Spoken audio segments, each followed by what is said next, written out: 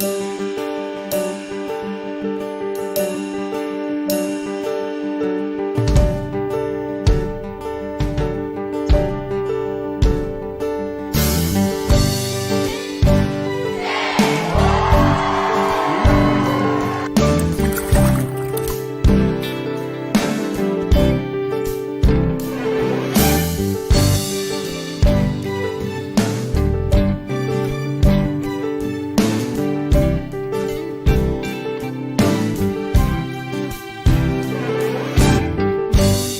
seen a smile so big on my little old lady's face until I tell her I'm going fishing all weekend.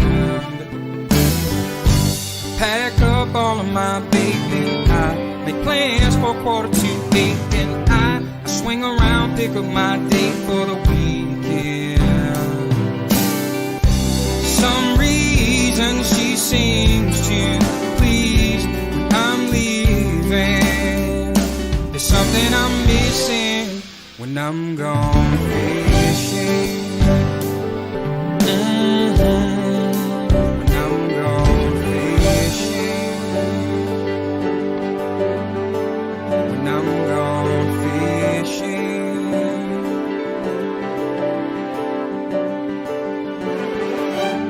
Yeah, baby. Yes, sir.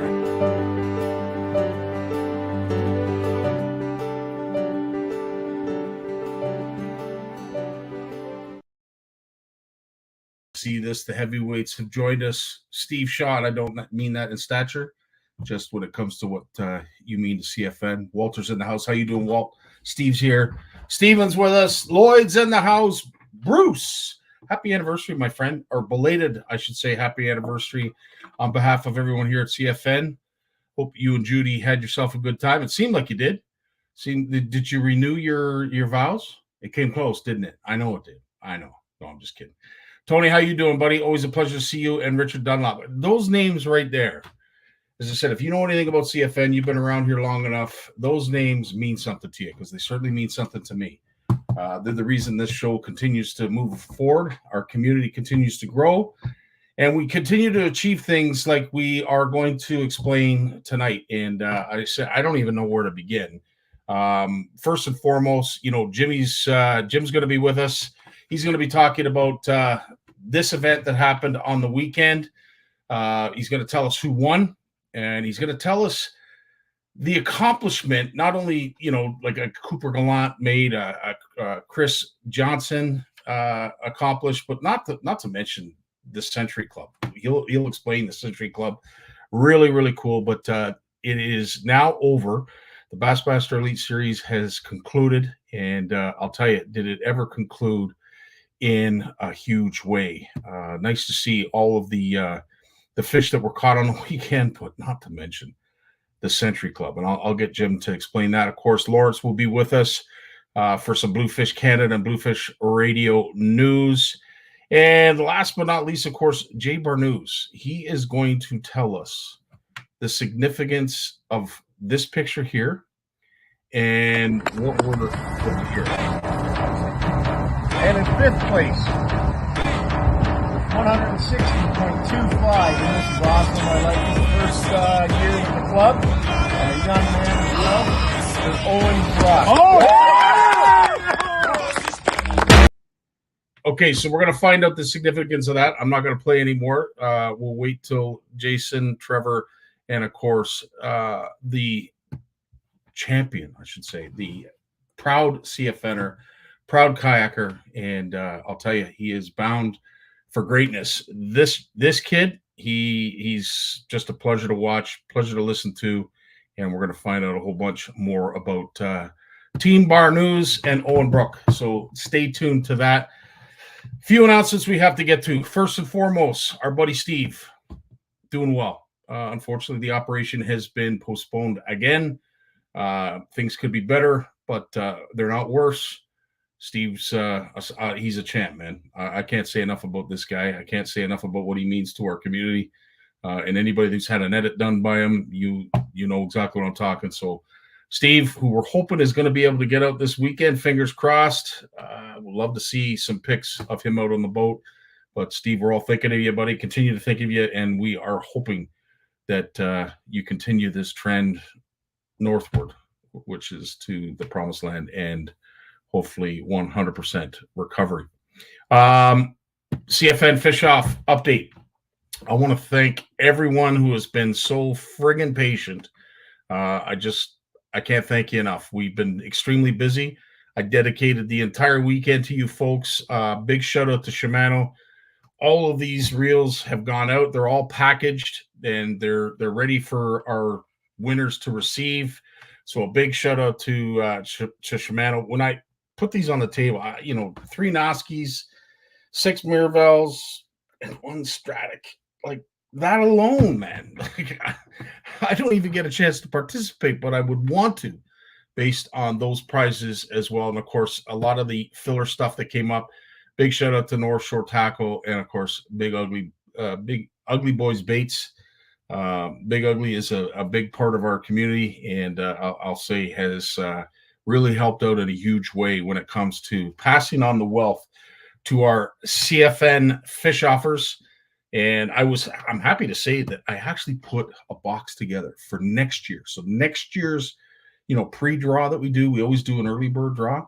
We are going to set up a CFNer with everything you could possibly need to catch any big species of fish, courtesy of course, Ugly Boys Bait. So stay tuned to that, and hopefully you are the winner of that draw. But again, can't do it without our partners. And speaking of partners, Pow Casting. I'm going to see our good buddy Brad tomorrow. We have just shy of 20 packages that need to get mailed, so hopefully Brad doesn't lock the door. But a big shout out to Pow Castings. I can't thank this family, this organization, Brad. I mean, everything about Pow Casting I can't say enough of. This gentleman here is the leader, or is going to be one of the leaders of the industry, and we're proud to have him within our community. It's an honor to have him. So a big shout out to Pow Castings. Of course, we just completed our 5th annual CFN retreat at Horwood Lake Lodge, which it was amazing. It was a fantastic trip. And I can't thank everybody, including the Downs family, the Burks family, and everybody in between that came up and enjoyed yet another great retreat. Just to mention, it wasn't a Monster Monday feature yet, but our good friends up at Camp McIntosh are awaiting OFC Nation and the entire crew. And I am happy to say we're almost full. So if you're interested, if you at all have any inkling to want to go to McIntosh, where you can catch fish like these, be fed, good meals, get up and see this kind of scenery, catch these kinds of fish. Again, I can't say enough about Camp McIntosh, and hopefully I'm going to see you there. But if I am, make sure you don't delay. Do not delay. There's limited seating left. Get your butt booked in a bed. You need to do it, and you need to do it right now, because those beds are almost full. So a big shout out to Camp McIntosh for hosting the 2nd annual OFC Nation retreat that is going to be happening September 22nd to the 24th. It is south of $400 to join this 3-day, 2-night event. We're going to have a blast. We're going to catch a ton of smallies. We're going to catch some pike, the odd muskie, and I'm hoping, fingers crossed, the odd walleye. So with that, I think all of our announcements are done. Let me go to the comments just to make sure I haven't missed anything, because our good buddy Mike Consul will be coming up next. Jay, nice to see you, my friend. I want to go to Horwood. Don't we all, Bruce? I wish we could live there forever. Jacqueline, nice to see you. Classic, great to see you as well. Greetings from Dundas, Ontario. It's great if you guys could throw up where you're from. I know most of you folks are from Ontario, but the Walters and the Lloyds, the Tonys. Oh, sorry, Tony, you are from Ontario. Sometimes I keep thinking you're from Manitoba. You're so far west, but you are an Ontarian. But anybody else, by all means, please don't forget to wear your earplugs. Yes, I wasn't that bad. I have to admit, CFN retreat went out without a hitch. Jay Pierce is from London, Ontario. Thanks for that. Most of you folks are from Ontario, but love to see our fellow CFNers from across Canada. All right, with that, I'm going to bring in Mike Consul, who is on location, but I'll let him tell you where he is. Hello. What's up, buddy? There is a crab that is biting my foot right now. I'm trying to get it off. It keeps biting my foot. Well, crab. Where are you, bud? This is the shoreline of PEI, and I am trying to catch a lifer. So for those of you that don't know what a lifer is, it's a fish a species of fish that you've never caught in your life. Scotty, believe it or not, I have never caught a striped bass. So I'm on the beach right here. Have you caught a striped bass? Nope, me either, bud. Tonight is the night. We are surf fishing, which means we are on a beach. Apparently the locals, they swim here in the daytime, but then as the sun goes down, and you can see it right there, the anglers come out because that's when the stripers start biting. So that's where I am right now, Scotty. Not a bad place to be. Well, dude, we don't want to hold you up anymore. We really appreciate you coming on this evening. What time is it there? It's got to be getting close to dark. I see the moon in the background. Yeah, 1 hour ahead, and I know it's kind of noisy, so I'll sign off soon. But I did want to let people know that Labor Day weekend coming up shortly is the CFN Fall FishON. So if you haven't registered yet, make sure to go to anglersatlas.com/events and register, because any single fish you can catch, whether it's a 32-inch striped bass or a 6-inch perch, you can submit those fish, get ballots into various draws, and a single fish can win you some awesome prizes, including some Shimano. So that's one way to win. Another way to win is if you have, total longest length across 10 species, most species, or we're going to have our large fish draw. So whether you're just starting out, you're a beginner angler, you're a kid, you want to get your family participating, or you're hardcore, there's prizes for all of you. And for the extreme hardcore, go to anglersatlas.com and sign up for Multi-Species Madness, because we're giving away a kayak, we're giving away cash, and that's a $50 entry fee for those that want to take the competition to the next level. Right on, Mike. Well, dude, we look forward to, and we love the videos that you've been playing. You've been busy, to say the absolute least. I don't know where you find time to travel over to PEI, but good on you for that. Well, it's summertime and it's fishing time. And then when I'm not fishing, I'm editing the videos to show people what we're doing. But it's all about getting out, and we want you to get out. And while you're out, we know you're having fun anyways, but you can add to that fun by winning some prizes. So come join us and participate. If I catch a fish before you end, I'll hop on backstage and show you the big striper. Sounds like a plan, dude. All right. Have a good show. All right. Jim McLaughlin, right after this word from our generous sponsors at Shimano.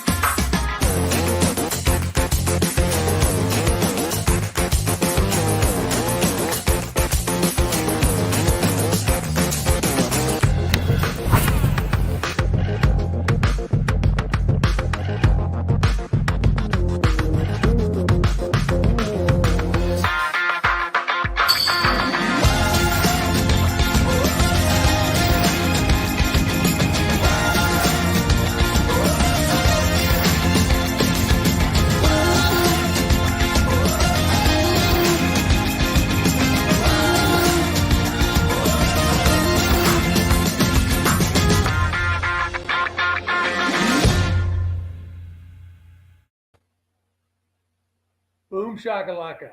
Boom shakalaka indeed. The one and only Big Jim McLaughlin. Here's my blatant advertisement. Now, which one is it? Is it Jay or is it Jeff? Both of them. Boy. Well done, Check buddy. them out. I mean, those guys, I know they're ice fishing freaks, but they got all kinds of stuff. All kinds of stuff. They do so much good. They were at the ice fishing show last couple of years. I think they're going to have them at the sportsman show. And the guys know their stuff, especially if you're out west. There's always little things that are different in different areas. Mm-hmm. And they I was shocked at the largemouth. Those guys catch 6 and 7 pound largemouths out there, out of pools that have. I think they're from the nuke plants or some hot water discharge or something. I don't know. Someplace. That's hilarious. Yes, they are, Lloyd. They're good people. Always a pleasure to see. Pronounce their last name for us, Jim, so we don't get it wrong. What's that? Pronounce their last names. I always get it wrong. Madity. Madity. Okay. Yeah. I go Madamy. Then there's no T's and their D's. Madity. Madity. Right on. Well, thanks so much for doing that, Jim. Great guys. Very knowledgeable. Very, very knowledgeable. They do all that work with the hatcheries. Yeah. They're good. Jay Pierce wanted to mention he saw the Zodius on, of course, the intro to your segment, and he just wanted to say he picked up a Corrado BFS on a Zodius M medium light casting rod. Such a great way to finesse fish. Would you have to agree? Oh, definitely. It allows you to use a bait caster where you usually use some spinning stuff. I mean, it took me a couple hours to get used to it because it is different, and it's the motion of casting something that's very light. You really got to. It's not the same on a bait caster, and it took me a couple hours. But after that, I had the knack, and I've been throwing my little Macbeth there, my 39F on it for crappies, and I've caught some largemouths over 5 pounds on that little bait. Have I got one here? No, I don't have one here right now. But oh yes, I do. So you can see, you imagine how small a bait. I mean, I'm casting this. Hooks are sharp. I'm casting this. Yeah, you love that. On a bait caster. You can see some teeth mark on that. Yeah. Chewed up good. But it's I got some, like I said, I couldn't believe it. There was a few nights there last fall where I went out the back and I was throwing a Macbeth and getting nothing, tried to chatterbait, got nothing. I just figured it wasn't happening, eh?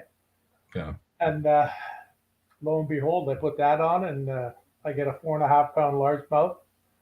Then I catch a pike about probably 35, 36 inches. And that little thing is in the roof of its mouth. And I babied it the whole time. And I got it down to the back at the edge where the seawall goes into the bulrushes there. And I got down and I just got it coming toward me and I slid it right up on the shore and it shook once and it was off. I got a hold of it, got the pliers and got it out, but it was right in the roof of its mouth. Yeah. How did it not get cut off? It jumped 2 or 3 times. No kidding. No kidding. Kind of cool. Backyard fishing, I'm lucky to have it, boy, I tell you. Amen, brother. Well, speaking of bulls and rushes, hopefully you'll be able to explain a little bit about what happened this weekend out in New York. It seemed like the who's who of the Bassmaster Elite Series. Looked like a great venue. Again, Dave was in fine form. Good crowds. Fishing seemed to be exceptional. Kind of okay. Yeah, I was going to say, you're going to explain the Century Club to us because maybe for some of us, we don't know what that means. Yeah, no, a lot of people may not know what it is if you're not a tournament guy, Scotty. What it is a BSS Elite tournament. It's 4 days long. So if you weigh in, that's 20 fish. You're allowed to bring 5 each day. And if you weigh over 100 pounds, you get a Century belt. So that means your fish have to average 5 pounds. Jeez. 4 days in a row. A lot of people I know that fish, if they're honest with themselves and they have a real scale, haven't caught a 5 pound bass. 5 pound bass is a pretty big bass. Yeah. When you start putting that stuff on a scale, it's pretty wild. And this what went on here, all week, like they went to Lake St. Clair and they were, smallmouth fishery there is. St. Clair definitely has numbers. Mm-hmm. No offense or or buts about it. Mm-hmm. And then they went to Lake Champlain. Oh, it's the best smallmouth. I can't believe how big it is. And then they come to Champlain and they get up there and they say, geez, I was embarrassed for saying what I said last week and the week before. Right. Because they come here and it's a whole different thing. The eastern basin of Lake Ontario it's not even a discussion anymore that it's the best smallmouth bass fishery in the world. Incredible. And you know what the thing about it is? It's still doing this, eh? Like 2 years ago, they had two guys got 100 pounds. Yeah. Corey Johnson got it, and one of the other anglers got it, the guy who won actually. Then this year they had four. But I'm gonna look quick here while I'm talking to you. So this year they had four. So I'm thinking next year, what you're gonna see happen is it's gonna be it's gonna get to the point where it's not the 100-pound thing won't mean anything. It'll be how many 30-pound stringers, because they had some 28s. I think they had one 29 or a 28-12 or something. Right. So that's almost a 6-pound average. Right. So when you get to 6 pounds, that's a whole different deal. Right. So when you look at it this way, 10th place was 90 pounds. Then it went 94, 95, 95, 96, 99, 12. So the guy missed by 4 ounces. And then 101, 102, 103, 12, which is almost 104, and 105 pounds even. So, the 100-pound thing is not going to mean as much. Mm-hmm. It's going to get to be the 30-pound bags. And from Great Lakes Finesse, there, what's his name, Dan Miguel, Mm-hmm. who also does national pro stuff and that. Him and his buddy weighed, I think it was 32.4 out of the same area about, I guess it'd be like maybe 5-6 weeks ago. Right. They weighed, it was over 32. And that's never been done. But you watch, next year there will be 30s. There will be 30s. Because the fish are growing. Every year they're getting bigger. Well, the only thing that could stop that from getting done next year would be the weather. Yeah. Because the southern basin of Lake Ontario is an absolute snake show when the wind blows. It's incredible. Like I know guys that have gone out there to fish in the islands, like out at the Main Ducks and False Ducks and Timber Island and that. Right. And spent the evening with overnight with a $100,000 boat pulled up on the shore on the opposite side of the island from the wind, because they weren't going to go back because they're looking at waves that are 8-10 feet high. Incredible. Well, Jim, just looking at the footage, these are some absolute donkeys that are being caught. Now, was Walters the only one that took home the belt, or were there several? No, 4. Yeah, I thought so. I thought there were 4 that actually took home the belt. Now, Jim, let's just talk about that. I know you've talked all about it already, but when it comes to the significance of 4 belts, like in your heyday, this would probably not have happened, I don't think. No, it couldn't, because the smallmouth didn't exist then. There you go. So we even with talked about largemouth, a Century Club is not something that would be attainable back in your day. The fact that 4 anglers took home this kind of average, those kind of bags, are you surprised at all or no? No. I didn't think so. No. I sort of figured it was coming, because I talked to a lot of guys that have nothing to do with tournaments. You got to remember, I live 20 minutes away from this. Yeah. And I'm almost pissed every time I see it that I can't capitalize on it like I was. Right. Even before, when it was 4 and 5 pounders in the odd 6. Right. And now it's 5 and 6 pounders with the odd 7. Like it's just out of control. Now there's been century belts in largemouths in the States. I'm not sure. I think they've had some stuff up in the 120s, if I'm not mistaken. Right. But that's because you can, if you hit the largemouth strike, you can catch 5, and 2 of them, you'll get a 12-pounder, a 10-pounder, and a bunch of 8s and shit like that. Eh? So it just really adds up that way. But for smallmouth, no. And then it was Welcher got the first. Or he broke the record for the one-day biggest smallmouth weight too. He got that, but he sort of bailed out a little bit after that. His luck sort of or went down the tube a little bit on him. Yeah. But, he's still a great guy.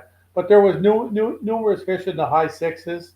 I got a picture from a guy holding one the week before the elites were there. He was on vacation, and he's holding one, and it's on a $375 scale. Jeez. And it's 8 pounds, 2 ounces. He sends me that picture, right?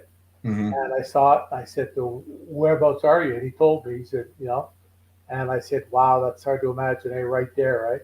And he said, yep. And remember a few years ago, Lenny caught one in front of Kingston. Lenny DeVos caught one that was 8 pounds. Yeah, you had mentioned that on one of the shows, yeah. Yeah, okay. Well, he was not. I just wondered to myself if it was the same fish, maybe. I don't know. But no, because that was 2 or 3 years ago, so it'd be a lot bigger now. Wow. But it was basically the same size. So then he sends me another picture, and he says, "Yeah," he says, "I broke my record twice today." And I says, "You got one bigger than that?" He says, "Oh no." He said, "I got a little one in the morning." I said, "How big was the one in the morning?" And he had the pictures, and it was 714. Jeez. So this guy had 2 smallmouth bass that basically were 16 pounds between them. Unreal. Jeremy, I love your comment, dude, but I'll tell you this: I got you beat because I'm 3 times over. Just kidding. I win. Yeah. I didn't want to go there out of respect. You're so polite. I do. I try. I don't embarrass though. I try my best. Well, I will say this, based on the fact that this was the last event, and what a way to end this event. Something that I do want to pay some time with, of course, is the run of our good buddy Cooper Gallant. Yeah. Big shout out to him. I know he was really favored to do really well in this tournament. I know the Johnsons were also favored to do well. They did second and sixth. Yeah, they did. They got about 55,000 between them. I have to say this, as Mark Hunter will always say, Shimano's an odd way to spell Daiwa. But to our friends over at Team Daiwa, congratulations, because I believe you were 1, 2, 3, and 4. Something like that, yeah. They had a Facebook post about it that I saw, yeah. Well done. Yeah, no, it's and Cooper came, I think it was 5th for Angler of the Year, or for Rookie of the Year. So that's really, really cool. But he also qualified the highest for the Bassmaster Classic out of all the guys from Canada. And that's the thing, is he said he had 3 accomplishments that he had set. He managed to get 1, which it's really, that's nothing to be ashamed of.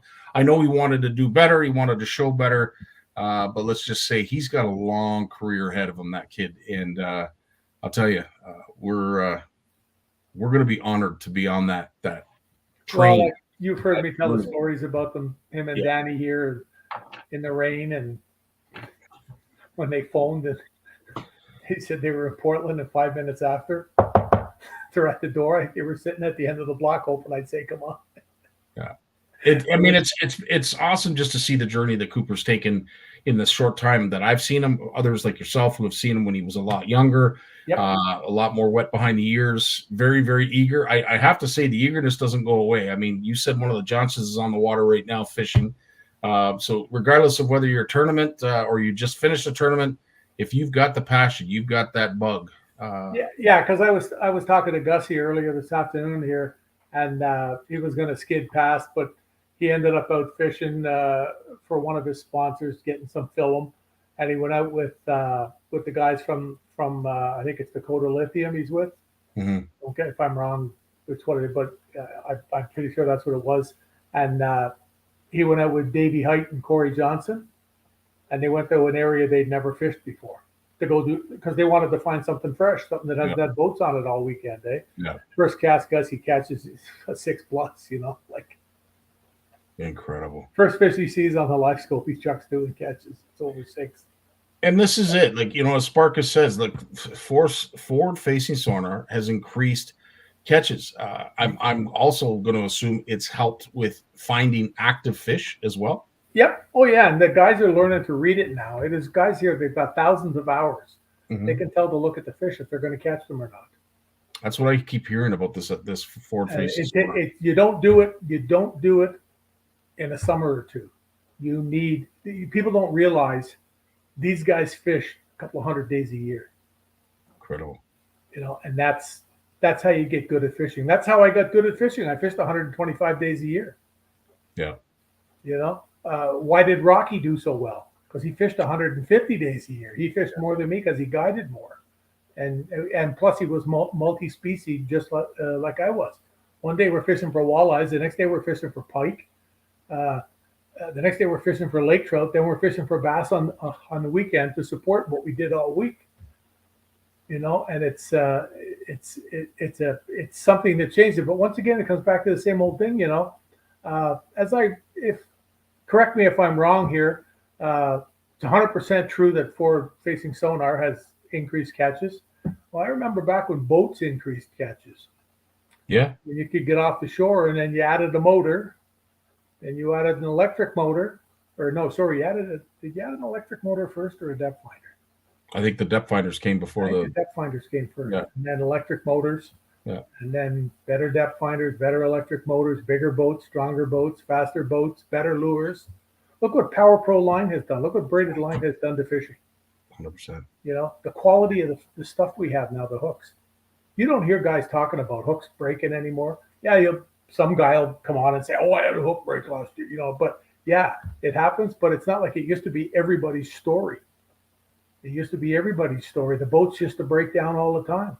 Well, and this is the one thing that as us average anglers, weekend warriors, we thank you, tournament anglers, and Jim especially. Nobody's put in more time in the R&D department than you have when it comes to making sure that products that come down to us, that filter down to us weekend warriors, are just as superior as the ones you are using. So to me, as a weekend warrior, that advantage of being able to use what the pros use is something that I have seen over the last, I want to say 20 years, evolve into something that truly is, you're limited only by what you have in your pocket in terms of money.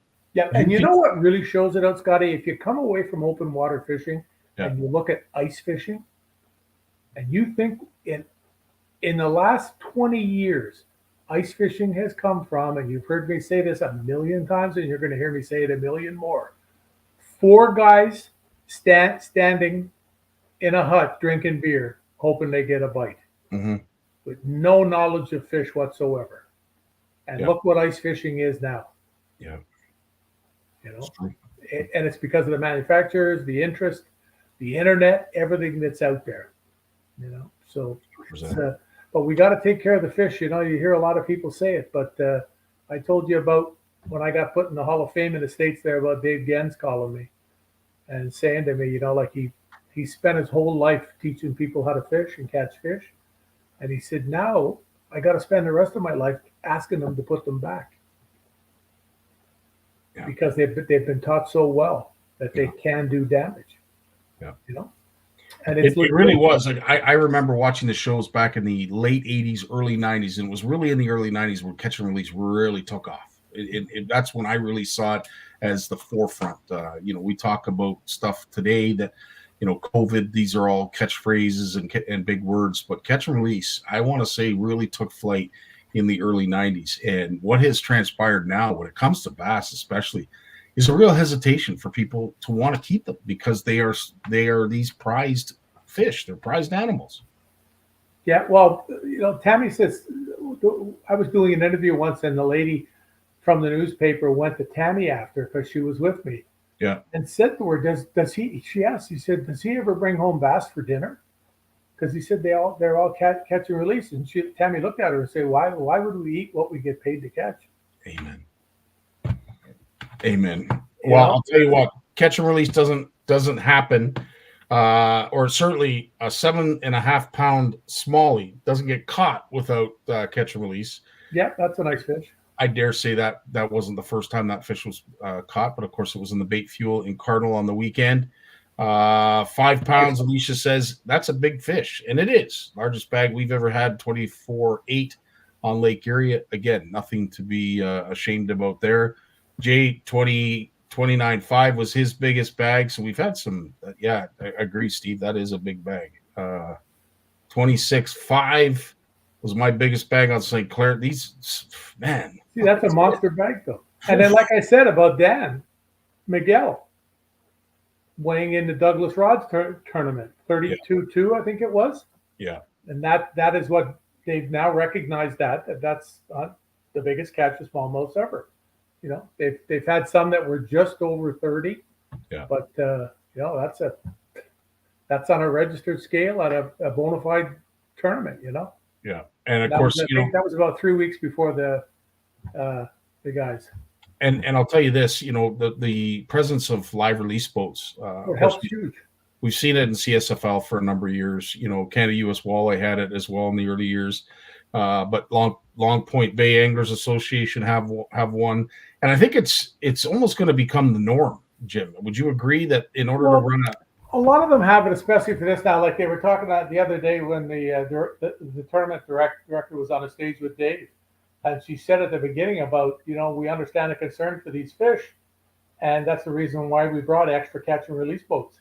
Right. So they're constantly going. Now, see, in the St. Lawrence too, and at the mouth of Lake Ontario, when those fish are being released, they're being released into cold, good water, you know? Yeah. It's not like a lot of places, like, you know, years ago when we had the incident here in the river where the fish died. Yeah. You know, those fish were brought into a bay that a largemouth, you know, would be stripped down to his tidy whities in. It was so hot. Yeah. He'd be happy in there, but when you bring a smallmouth out of, you know, 20 feet down in Lake Ontario, and you drop them off in a bay or have them in a bay at the back of or at the back of a largemouth bay, it's not going to happen. And that's what happened. And we don't make those mistakes now. That was something, you know, and it cost someone dearly. They basically got run out of the province over it. Yeah. You know, it's that type of thing. But yeah, no, we really have to take care of fish. I continually see people, they just have to keep everything that they catch. There are still some out there. Yep, you're right, Jim. And it's got nothing. It doesn't make a difference to them what it is that they catch. Yeah. They have to keep it, and I can only imagine how much of it ends up in the garbage. Yep. Because they put it in the freezer. They come home and they've got, you know, 2 pike, a bass, and a friggin' undersized muskie, and you know, in the freezer it goes because they're probably drunk and they don't clean it, and it's freezer burned in a few weeks, and they chuck it out. You know. And but even I've witnessed so much of this and heard so much from game wardens about it, about how real it is. Mm-hmm. And that's the scary thing about it, you know. And until you learn to if you want to keep a bass for dinner, fine, go ahead. Fish fry is a huge tradition. It but is. Keep some that are 14 inches long, and you don't have to eat 16 pounds of fish. 100%. What it is about fried fish, though. I had an interesting conversation with a colleague today, and you know, he always interested to talk about fishing, and he fishes a lake that I kind of grew up on, so we have a vested interest in nice. How well he's doing. I'm always interested to hear how folks are doing fishing, but he says his mom, and he's Polish. His mom says, "I don't understand. You caught 12 fish, and you threw them all back." Yeah. I don't understand. You know what? You go to the doghouse. Yeah, it's a lot of older people are that way. Yeah. Yeah. And this is the thing. Like, I mean, as these generations will pass, more, I would say it's going to be a louder voice when it comes to catch and release and the importance of it. Yeah, and when they were fishing back then, when they were younger or whatever, there was no problem. There was no pressure on the fish. 3/4 of the fish got off because they had shit tackle and hooks and stuff like that, you know. Mm-hmm. And you know, like you don't hear those same stories anymore. But some of the older people, it's, you know, I've had people, yeah, exactly, all about education. I've had people come to me sitting on the chair in the backyard here. They're out in a kayak fishing. They see me catch a fish, swing it up on the shore, pop the hook out, chuck it back in, and they come over and say, "How come you didn't keep that?" You know, well, why would I want to keep it? You know, for one thing, it's going to taste like crap. The water's, you know, 80 degrees and it's in the back of a bay. You know, I mean, when I went out with Greg in the spring there to do walleye fishing, like I brought 2 home. You know, I could have had 4, but no, I didn't need 4. I needed 2. We brought them home. Tammy and I had one for dinner. She cooked it all at once. And the next day we had fish sandwiches. Then she didn't feel like eating that day. Mm-hmm. And I had fish again for dinner. So we got 3 meals out of those 2 fish. And it's just, you know, it's just hunky-dory. It's all good.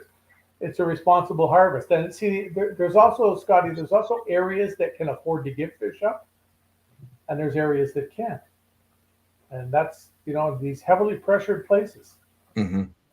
It's just, I see so many posts on Facebook, or I talk to people and they say, wow, we haven't caught a walleye in our lake in 4 years, and we caught a 6-pounder and we kept it for dinner. It was so nice. I said, but you just told me you haven't caught one for years. You caught a 6-pounder. So he didn't just get there. Yeah. It's probably a female, and it's probably one of the last chances the lake had to ever have walleyes again. And you need to put those back. You got to keep, 14-inch, 16-inch fish out of the lakes. There's lots of them. I know when you go down to the Bay of Quinte, 3 or 4 pounders, which, some guys say, oh, I keep some 7 or 8 pounder. Well, I think you're stretching it when you get that far. 100%. But, like the vast majority of the walleyes that are kept that are, 15 inches that people keep to eat, 16 inches, the odds of them getting bigger are pretty slim anyway. 100%. They're going to get eaten by something else. They're going to get predated on by something, a bird, Yeah. It's going to happen. It's what 100%. It is. People don't realize how much fish. When I sit out here and I watch the ospreys. Yeah, look out, fish. That's all I can say. I agree. Yeah. Yes, I've seen them probably a dozen times since I moved here. I've actually seen them, caught them where they just cut the wings way up there and down they come. Yeah. And they go into that water, feet first, head back, or head forward, with down behind it. And it's just incredible to watch them. Yeah. It's incredible to watch them, how efficient they are at killing. And if you go look underneath the pole out here where the nest is, it's just gruesome. Yeah. There's bones, there's parts of things I can't reckon, and they're not all fish. They're not all fish. People think ospreys only eat fish. No. Anything that moves. And speaking of eating fish, George gives us some great advice here when it comes to eating smaller bass. They have a higher natural mortality rate than the older, sexually mature fish. I didn't know George, that. I just said that. Damn you. Wow. Most of the juvenile die, so harvesting them makes them little, if any, difference. Wow, that's interesting. Like you see, there's a biologist telling you what I just told you. It's and it's not that people are trying to do something wrong; they just don't know. Yeah, and that's why, as the guys are saying here, education is key. 100%. Educate. That's how I learned about that. I don't keep fish much anymore. Very, very seldom. In fact, it's really funny. When I met Tammy, she reminds me sometimes about the first time we ever went fishing together, about 3 weeks after I met her. And I kept 2 bass. Okay. She reminds me of that, eh? Well, but Jim, in all fairness though, and the reason I want But they were this big. Yeah, but I mean, sometimes you see people go to the effort of trying to release a fish, and they will spend a good 5, 10, 15, 20 minutes. Sometimes, in the case of the lake trout up in Tasman, we spent 45 minutes trying to release a fish. And you do everything in your power. But at the end of the day, sometimes the fish just won't go. They're going to flip upside down, and you kind of have to harvest them. What I don't like seeing, of course, is if folks throw them away. Yes, you're right. Ospreys, there's birds of prey that'll do their deed.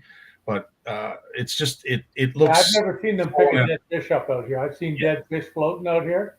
Yeah, never mind if it's illegal or illegal. I don't care about any of that because I'm sure it's illegal in all situations. It's just unethical. It doesn't look good. When you've tried your hardest to try and revive a fish and it doesn't revive, do yourself a favor. No one's gonna judge you, and even if they do, they're wrong. Take the fish home. Don't waste it. Even if you don't want to eat it, clean it and give it to somebody else. There's a lot of people out there really appreciate a fresh fish. 100%, buddy. I have a buddy of mine over here, a musky fisherman, fishes with John Anderson all the time, Wally Robbins. Yeah. On opening day, he keeps the first bass he catches for Mrs. Carson. Now, Mrs. Carson, I haven't seen her she was like 85 last time I saw her, so there's a good chance that she's not with us anymore. And she was a wonderful lady. Yeah. And he is to keep the first fish he caught that was, 2.5, 2 pounds. If the first fish that he caught was a 4-pounder, well, it was like, oh, that shook off at the side of the boat, because he didn't want to keep one that big. And he would always tell her, God bless her, she was a beautiful old lady. Wow. And he would bring that fish to her. We'd meet her at the dock. She'd see him coming because we used to fish opening day together.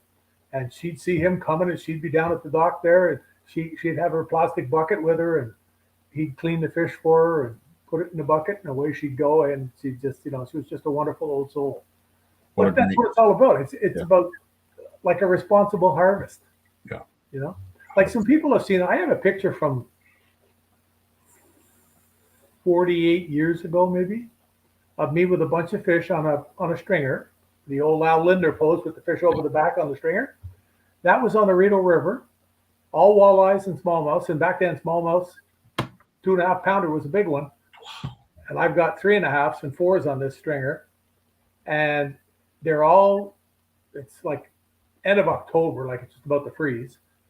And we kept a whole bunch of fish on the stringer, took the picture, let every fish go, and every one of them swam away. Incredible. I'm not saying that maybe one didn't die, stuff like that happens, but you just don't do things like that. People say to me, I always see you. You only have one fish. I've never seen a picture of you with 2 fish. So I send them a picture of me holding up crappies. Here's 2 because I was keeping them. I'm not going to keep a bunch of largemouths or smallmouths in a live well. Yeah. Take a picture of me being a hero holding 5 or 6 fish up. 100%. Jim, as always, excuse me, our time flies, absolutely flies. There's all kinds of look at that. Great comments here. And I know you're always one to go back and respond to them. And we really appreciate you doing that. This is science. Yeah. This is science, and that's the whole thing. Yeah. 100%, buddy. Well, listen, nice to see you, Chipper. Nice to see you having a good day. Nice to see you with a smile on your face. Did you get out in the boat on the weekend? No, we're going to launch it this week, though. Okay. All right. Guys are coming over on, I think, Thursday night. Good.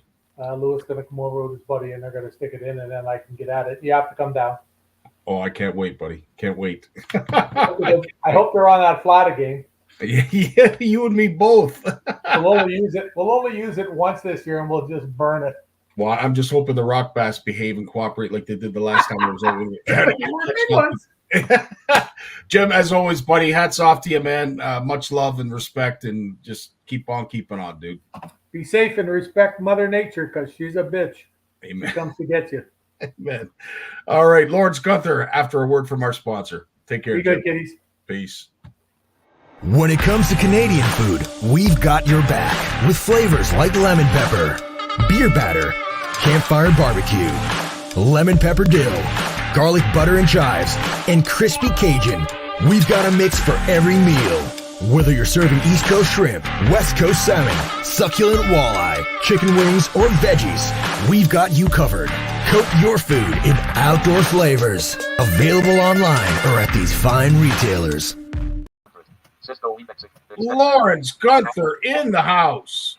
Hey, buddy, how you doing? Fantastic, dude. Listen, I know you got cut off last week, and there was some news items that we didn't get to. So I know that we have that in the background. Mm-hmm. Anything you wanted to talk about in the lead that has sort of stumbled across you? Maybe we didn't get to. You wanted to reiterate, clear up some gray area. Well, but I what's fresh on my mind, Scotty, I have to admit, is I just spent the last 3 days up at the new Bluefish Exploration Center, just working on the building. And it was built in 1996. It's a 1,700 square foot building, but it needs a little restoration, a little TLC. Let's put it that way. So we're turning it from. There's 24 bunk beds in there. I've taken apart 16 of them with my buck saw and some arm power. And but we've got to turn this building from a kids camp into a research station. And how many kids again come to this camp every year?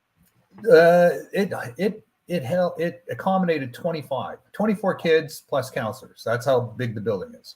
Jeez. So we're taking that building and we're turning it into, we're putting smaller bedrooms in there that can accommodate 1 or 2 researchers each. And then we're setting up those giant wall tents out under the big red pines. I was standing out there at night, and it was calm.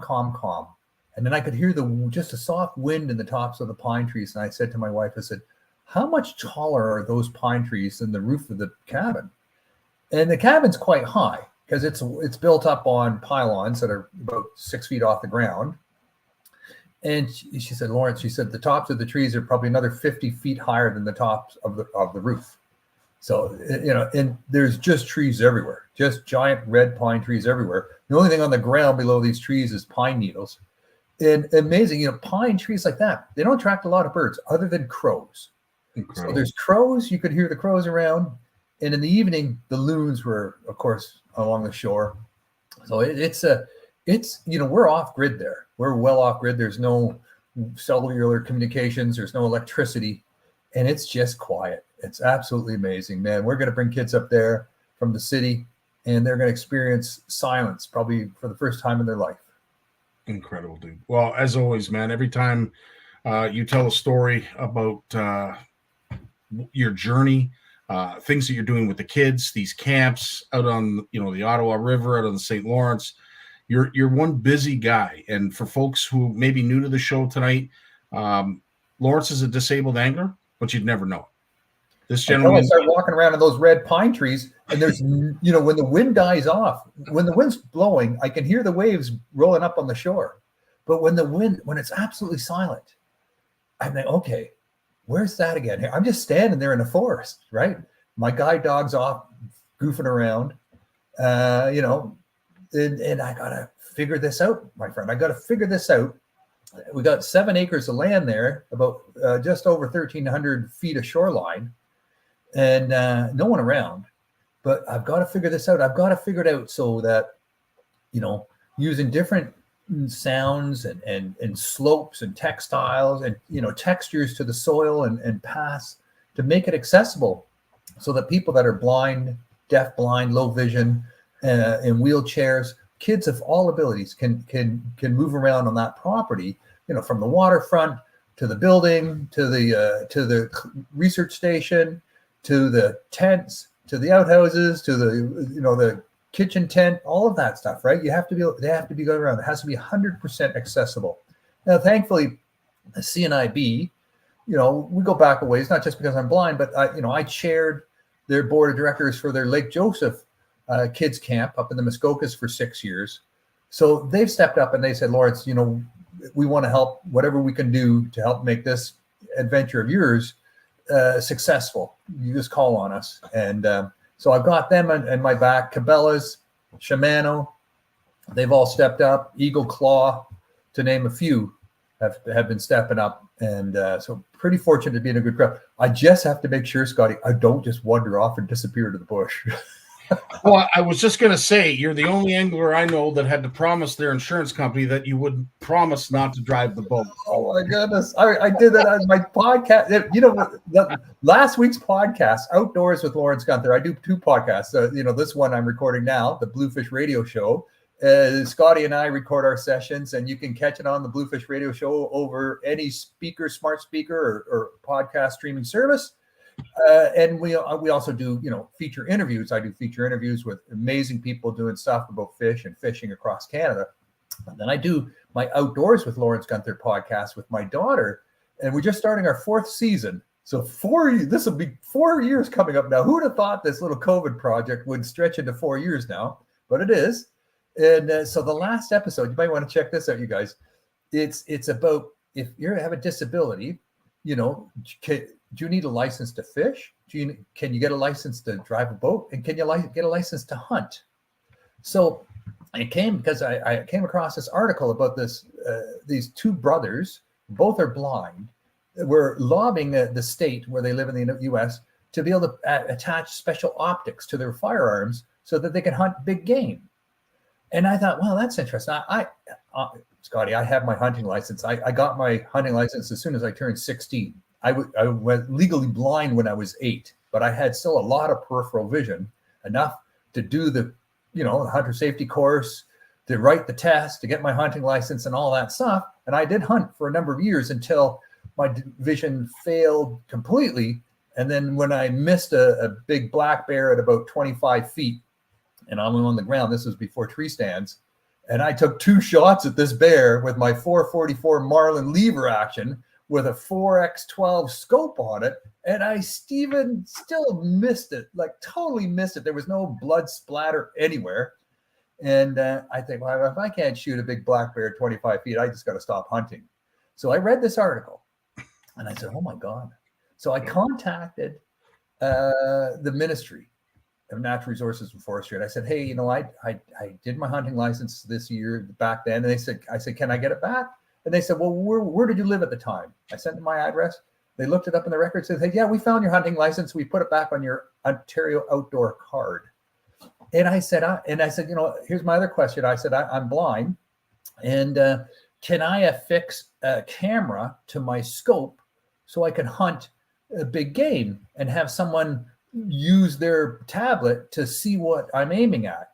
And they got back to me and said, yeah, no problem. That's not a problem. So I got my hunting license back. I got my boating license. I got that, when that pleasure boat operator certificate thing popped up. I thought, oh no, I just started that blind fishing boat thing with my little plastic boat. And I think I'm going to be kicked off the water. But no, there was no rules. You could be legally blind and get a pleasure boat operator certificate. No, nothing against that.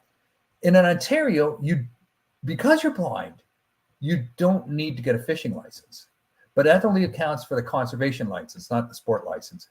And why is that? Well, look, I get into more details on the Outdoors with Lawrence Gunther. And my daughter likes poking me a lot. And a lot of people like her. A lot of people listen just because of her. So there you go. But Outdoors with Lawrence Gunther. Well, nothing to be ashamed of, but can you make me one promise? Now that you got your hunting license back, can you make me one promise?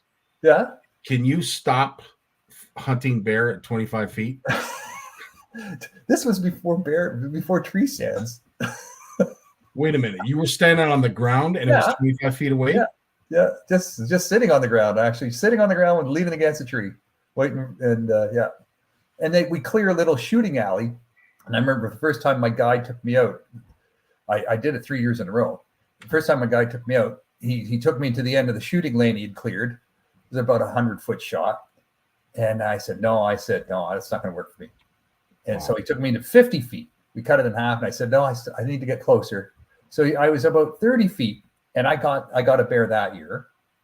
And the next year, I didn't see any bear. And in the third year, I was again 25 feet. But, it's funny. You take a shot at a bear, and quite often they hear the shot, and they just run in the path of least resistance. And that's normally up the shooting lane. And I met a number of hunters that were standing there, and they fired off the shot, missed. And by the time they were ready to take a second shot, the bear had run up the shooting lane, knocked them down, and ran past them, literally ran over them in their haste to get away. Okay, so this is why I don't hunt. Yeah. This is why I enjoy fishing. There's none of this stress on the water. There's none of this kind of stress on the water. You just sit back in your chair, wet a line, listen to some tunes, have a pop, have something to eat. It's easy going fun.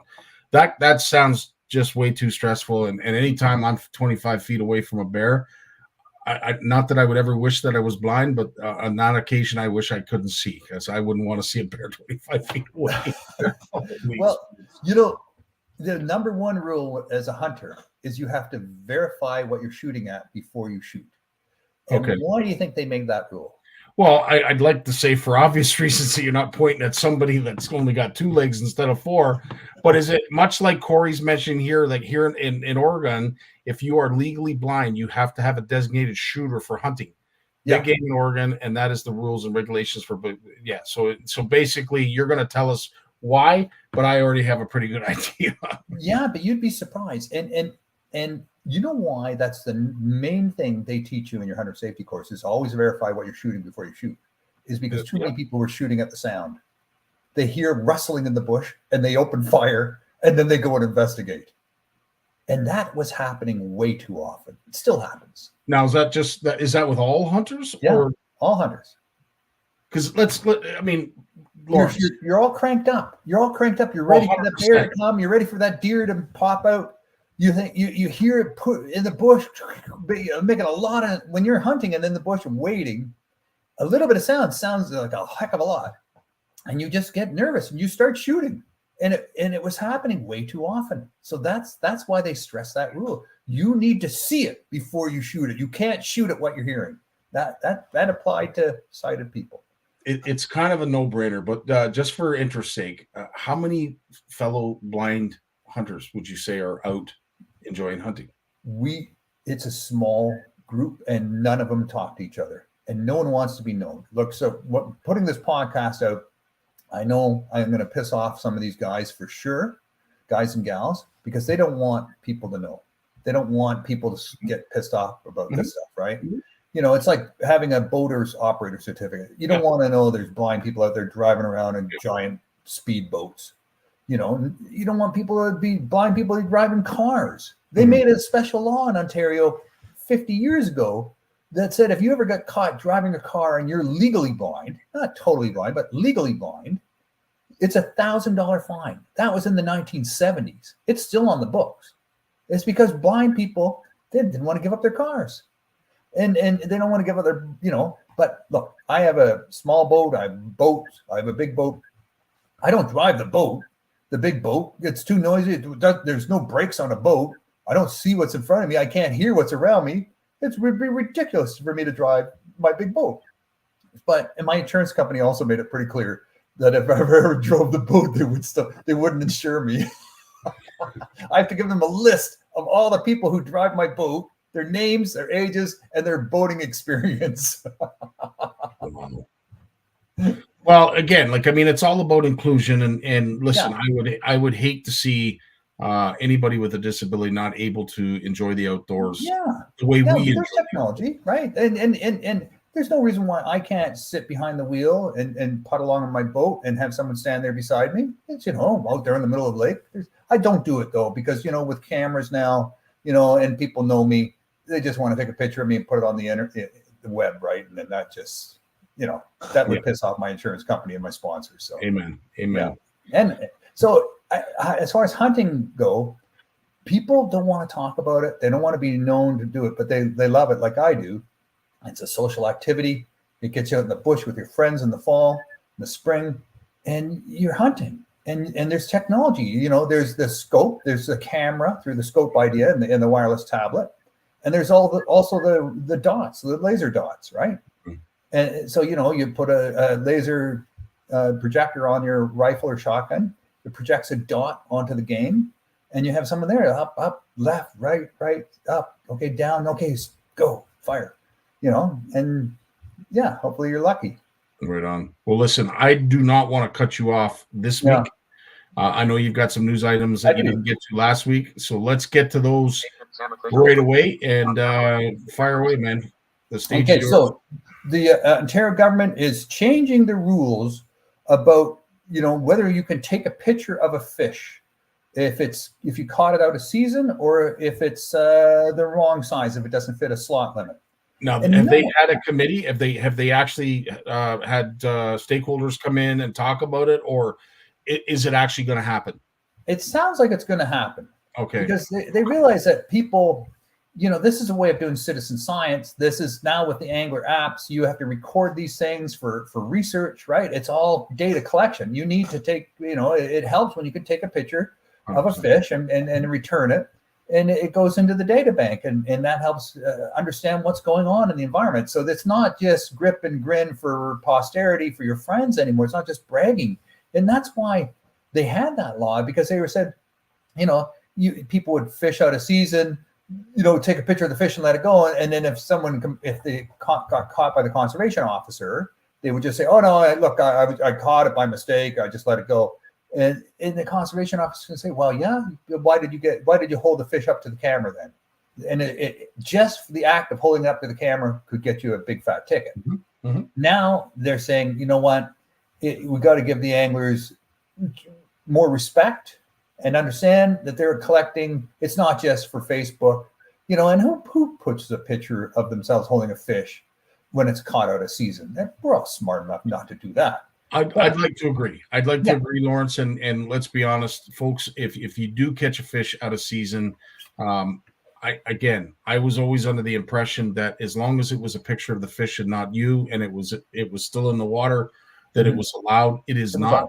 But it sounds like they're going to recede with the severity of this rule. Now, I also heard that it was going to be season specific, that in the wintertime, all bets are off.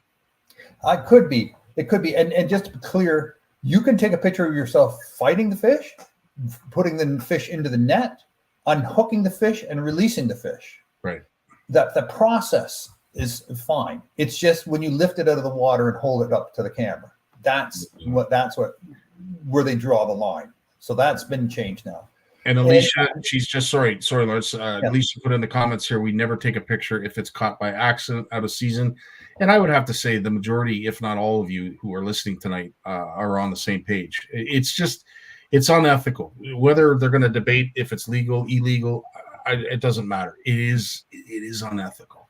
But now, if you see it happening in another boat, don't judge, because you don't know if they're part of some sort of research team. Look at all the research Angler Atlas does with their MyCatch app, right? Mm-hmm. I mean, there's a group up there tagging muskies up in Algonquin Park, and fishing in waters where they're not supposed to be, but they have special permits, and they're taking pictures of these fish and catching them. So figure out what's going on first before you start, throwing shade on people.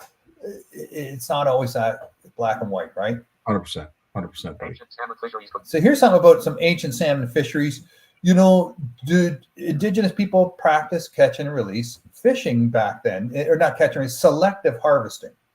So they've dug up some ancient piles of fish bones on the West Coast, and they've done DNA testing on these chum salmon, and the vast, vast, vast majority of the bones they've identified come from male chum salmon. Very few female. Interesting. Yeah. So they're thinking they were letting the female salmon pass through their weirs, right? This is all done with weirs back in the days before they had gill nets and spears, and they would use weirs like a whole series of sticks hammered into the riverbed that would divert the fish into a sort of a pool where they would they couldn't figure out how to get out of, and then they would go in there and grab the fish in the shallow pool and either throw them up on shore or pass them up on shore to be harvested, or lift them over their sticks and let them continue their progress up the river. And it's clear that they were letting the females go.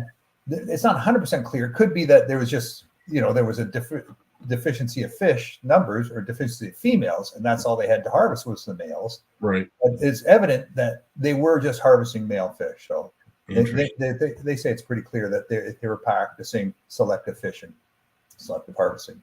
Interesting. Wow. I think that's cool. Yeah, 100%. Absolutely.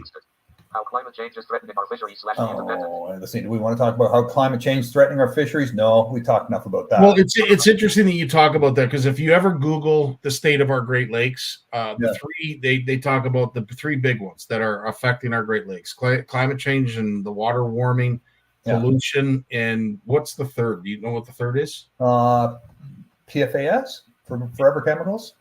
No, that pollution would wrap green algae.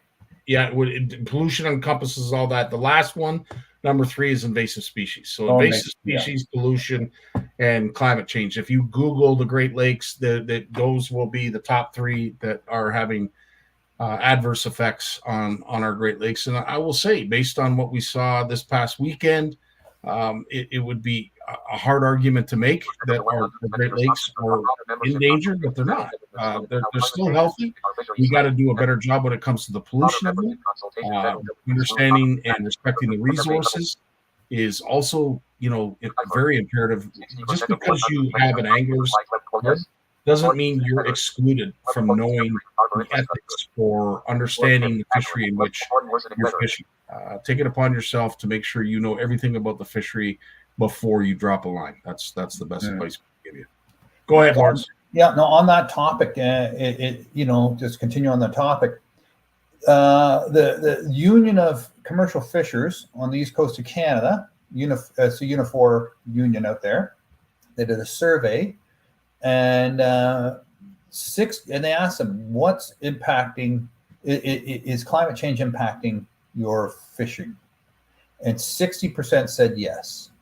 And that 60%, the number one big thing they saying was infrastructure. No, was weather. Was the big problem, right? Severe weather, drought, heat, things like that. Mm-hmm. The second one was infrastructure, big waves, storm surges, stronger hurricanes damaging their docks and wharfs and things like that, and boats. And the third thing was it's affecting the forage of the capelin mainly. Caplin's a small minnow on the East Coast, so things like that. It's they're moving around. The forage is moving and shifting, and because of that, the fish they're harvesting are also moving and shifting and getting harder to find. Everything's moving north. Well, we're seeing that, right? We're seeing it, on whether it be out in the Alaskan Sea, when it comes to the, deadliest catch, the fact that fishery shut down, salmon are starting to show up in tributaries that maybe not had shown up in great numbers before, but we're starting to see them disappear in traditionally strong tributaries that, there's no explanation as to why. Other than the fact that our water temperatures are going up in these tributaries. So, whether we want to paint that as climate change or whether we just want to keep it separate and say, listen, you know what, the water temperature is growing. We're seeing it firsthand. Folks, if you know anything about weather, you know that there's a hurricane that it's going to explode into a bomb in the next 24 hours, simply because the Gulf of Mexico is at a temperature it's never been before, and it's feeding this storm. So, you can call it whatever you want, climate change, increase global temperature, whatever. But at the end of the day, the temperature of our water is having effect on not only us, but our fish and the organisms that live within it. And the people that make their livelihoods from it, right? I mean, and this is how they make their life. They're small-scale fishers, right? Small-scale fisheries. Yeah. They have mortgages on boats. They have homes with mortgages. They have truck loans. And if the fishing sucks, they're heading towards bankruptcy, right? It's tough, man. It's a tough way to make a living. Never mind, it's the most dangerous way to make a living in the world, fishing. No kidding. You got any more? Yeah. Approval 22 states. So 22 U.S. states are saying no to 3M. Your $10.3 billion offer to settle our lawsuit against 3M by 22 states is not sufficient. And this is a lawsuit about PFAS chemicals, forever chemicals, contaminating the waterways. Now, how is it that was 3M identified because they were seen as obviously some research was done to find that they were the source of the contamination? Yeah, from their factories. It'd have to be interesting. Yeah. When they're making the Teflon and this chemical additive for Scotchgard and Teflon and waterproofing and fire retardant, right? It all contains various forms of this PFAS chemical, which it doesn't dissolve in water. It's tough. It doesn't break down. It's a chemical that lasts forever. Right. And just in the manufacturing process, they were dumping their wastewater into waterways. Just to say that Michigan itself says they figure it's going to cost $14 to $23 billion to remove the PFAS chemicals from their waterways, just that one state alone. So wait a minute, you can remove these chemicals? No, yeah, I think someone's come up with something, but with some sort of filter. I have no idea how they're going to do it, but that's their estimation. Well, and at the end of the day, whether it's 3M or anybody else for that matter, if they knowingly put something in our environment that was deemed, pollution, harmful to human life, whatever, then yes, absolutely. But I would like to see, fines are important because what it does is it sets a precedent. But I would love to see more money put forth when it comes to the cleanup. At the end of the day, if a company has done bad and has done our waterways wrong, I would love to see them cited as not just a means of cleaning up their own mess, but perhaps the mess in general. Yeah, I agree. It's happened before. You look at the big car factories that were spread along the shores of the St. Lawrence River. A lot of large factories were there because of the access to shipping.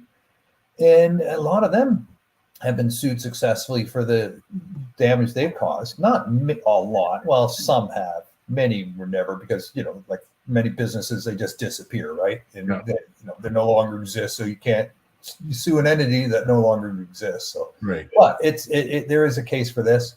There's precedent for this, and hopefully it'll send the message. Not move your jobs away, but take responsibility and don't don't cheat. Don't be sneaky. 100%. And as Jeremy says, anything that we make, we should be able to fix. I was under the impression that when it came to some medicinal chemicals that are basically residual after effects of active hormone drugs or menstruation drugs or Endocrine disruptors, stuff like that. You name it. Like I always thought that these chemicals take forever, if at all, that they break down. But Jeremy, I hope you're right, buddy. I hope if we made it, we can clean it, we can fix it. My goodness, what a job, right? This is the biggest. We thought mercury was bad and PCBs were bad. This trumps all of them. DDT. Yeah, Jay.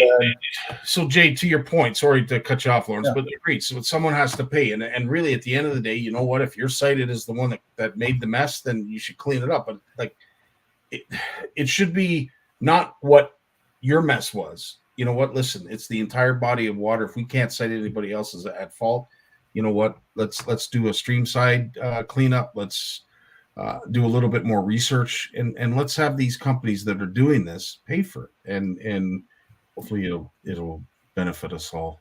I think the nuance here is that in this case, 3M wasn't following the rules. Okay. If they had been following the rules, and they, the contamination resulted, and they said, well, we were following the rules. We were doing exactly what we were told to do. We're sorry, but we were following the rules. That's one thing, but they weren't following the rules. Okay. Well, and at that point, obviously, anybody, it wouldn't matter if it's 3M or any other company for that matter. Yeah. You deserve to wear it. You own it, and at the end of the day, it's. I'm glad that we're able to police it like we are. We got time for one more, Lawrence. Okay, I got two quick good ones, happy ones. So let's get to happy again. Let's get to the happy. Yes. So you want to make $100? You take part in the Angler Atlas Challenge put on with the Alberta government, where they're serving fishing pressure, and they're report your catches, take part, win $100, and the information is going to be used to look at, can we use this kind of technology to monitor and manage fishing pressure. Now, this is something Gord Pizer's been talking about, managing fishing pressure, for a long time. So here's Angler Atlas and the Alberta government teaming up to see, how would that look? What would that take? So that's pretty cool. You can make $100 at the same time and hopefully advance fishing in a good way. That's cool. Yeah. And then my last one is the Bassmaster Hall of Fame. It has just awarded 10 scholarships to young people who are in college or university to help them with their fishery biology research studies. And Gail Culberson, a young woman from Waterville, New Brunswick, and a previous guest on the Bluefish Radio Show, has received one of these $2,500 American scholarships from the Bassmaster Hall of Fame. Yay! Go Canada, go! That's fantastic. That's good, eh? That's good, man. We don't get left out. Cool. That's and a great way to end this segment on a happy note. As I said, when it comes to Canadian angling, we got this. What we didn't realize, and for some of us who may not understand bass tournaments or the importance of seeing Canadians competing in bass tournaments, is that we're not only competing, but we're doing well. And doing well, man. I was just talking to my Eagle Claw pro staff rep from, they're way down in the States, way down in the south there, and they go, man, you guys in Canada, you Canadians are kicking butt down here on the bass fishing circuit. Well, kicking butt is a stretch, but we are making a name for ourselves. That's for sure. And to Gussie, to the Johnsons, to the Coopers, Gallants of the world. Amazing. We're on you, man. We're proud of you. Yeah. We're really proud of you for putting us on the map when it comes to bass fishing, especially in their backyard. Right on. Absolutely. Lawrence, as always, my friend, it's always a pleasure to spend a Monday night with you. I look forward to this every Monday, and of course, we are that much more informed because of your visit. Thanks, Scotty. Thanks, everyone. Right on. We're going to leave this segment with this video, and we're going to have the team that's coming up next explain it right after this.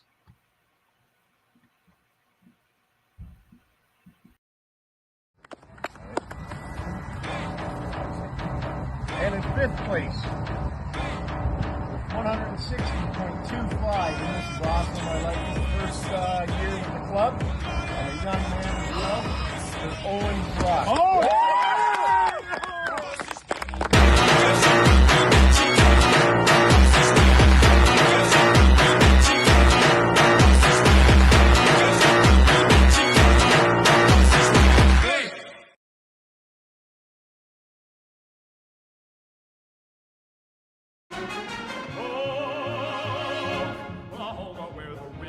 Sweeping down the plain, and the waving wheat can sure smell sweet when the wind comes right behind the rain.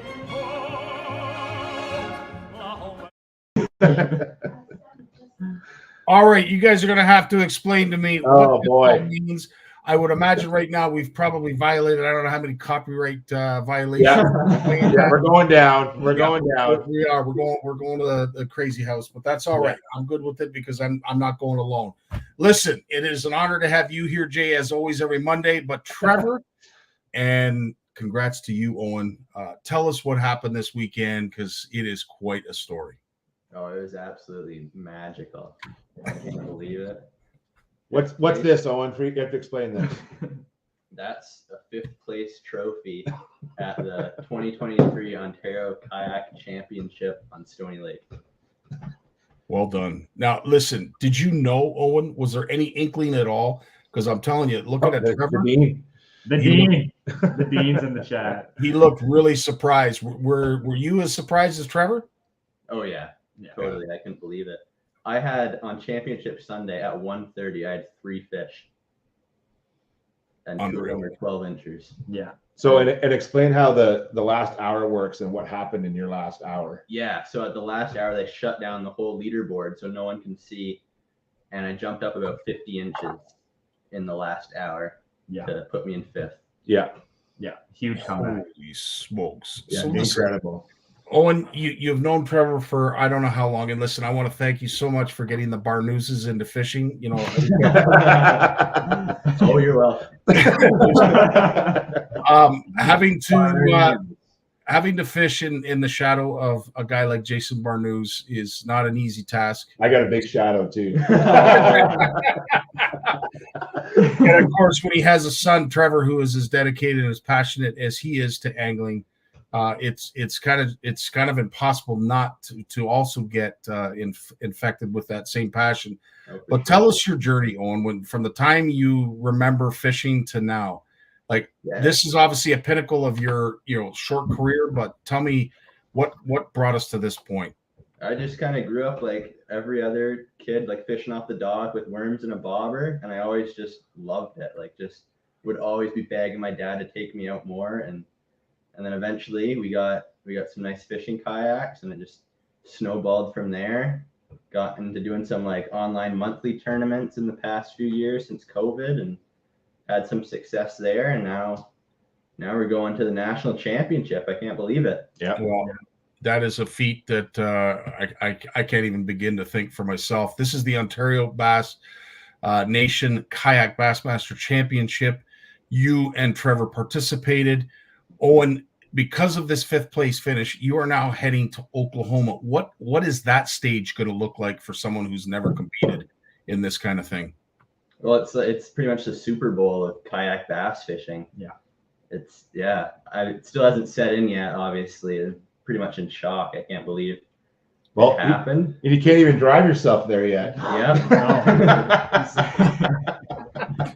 So, although you get your G2 in this fall, right? Yeah.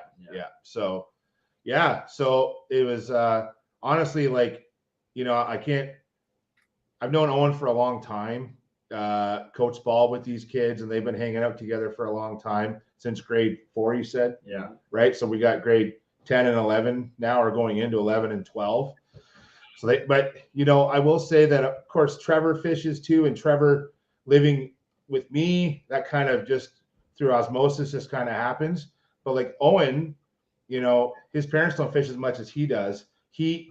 But he's a naturally gifted angler. Scotty, I know so many anglers out there, and he has such a talent for it. He's patient, you know, and he's really good at figuring stuff out. He's a little sneaky that way, but he's such a pleasure to fish with. Like, and you know, this whole trip this week was about, you know, when they announced this event back in February, I think, and John will correct me if I'm wrong.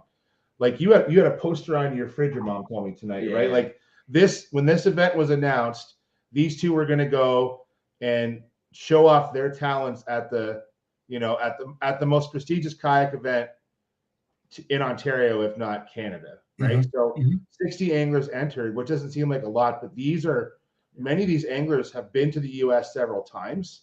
They enter this event to make it back for a chance to go back to the US and compete basically for Canada as the only team from Canada going down. And to have, you know, and Owen placing 5th.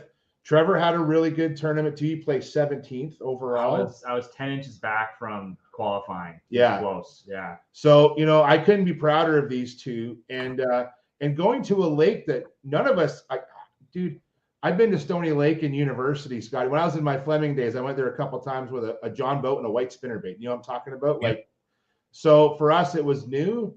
We went there. We had to learn the lake for the first time. And we worked together. You know, we had a plan every day, what to do, where we could go. And, you know, I finished middle of the pack. I'm happy with that, but I couldn't be happier for these two. Like, honestly, it was just to represent, you know, sort of the young anglers of the world well. And hopefully Owen's achievement can motivate a few more young anglers out there. And I know on Instagram and that today, a few people have been reaching out to these two, and it's been great. What a great ride. Well, we will certainly get to the importance of that, Jay. Thanks for bringing that up, because I will say this is a team effort, and I'm sure Owen will say the same. But I got to ask, this time of year, Stony Lake, were they deep? Were the fish deep? So Owen got on a good largemouth bite. It was like I was fishing smallmouth, Owen was fishing largemouth, and then Dad just kind of did everything. So did everything wrong. That's what happened. So I found that the smallmouth were deep and shallow. I caught smallmouth in 40 plus feet of water and smallmouth in like 2 feet of water. So it was like a huge like shift. Like day 1 they were 40 feet, day 2 they were 2 feet. Huge shift. And then Owen was getting them like in pads and like 4 to super shallow, like super less than shallow 4 feet. Is that right? Yeah. I found a small cut in pre-fish where I pulled up to the first little finger off of it and caught a 16 and a 17, and then just left. And I remember telling my parents that night, I said, I hope it's not a fluke. I hope I can go there in the tournament and it's an actual pattern and not just 2 random fish. Yeah. And then I did that Saturday morning, caught my limit quick, and then upgraded all day. And then that was a game plan. Without giving your secrets away, were you on a frog presentation, or what were you using? Swim jig. Us Norfolk Yaks like our swim jigs. Yeah, we use a lot of swim jigs in this group, that's for sure. Yeah. Particular size that was better than the others? Half ounce, just puffing it through lily pads and skipping under docks. Right on. Did you you're not using a trailer hook for any of this stuff, are you? No. Yeah, I didn't think so. Yeah, straight paddle tail. When it came to the other anglers, was it a hard secret to keep once you got on the bass one? No, I didn't see anyone all day. I was way back in the thick of it, and until the end of the day when I came out to some grass flats that I found in pre-fish, then that was the only time I saw people. Wow. And the smallies, were they holding the structure, Trevor? So I actually found, it was like day 1, I got pretty lucky. I found these fish schooling on perch, and like they were hitting the perch on the surface. But what they were doing is they were suspended over rock deep in like 25 feet of water off a big shoal. And then they would chase the perch up. And then that's how I would find those schools of smallmouth. And then up shallow, where those fish were sitting, they were on steep rock drop off, so they had deep water access.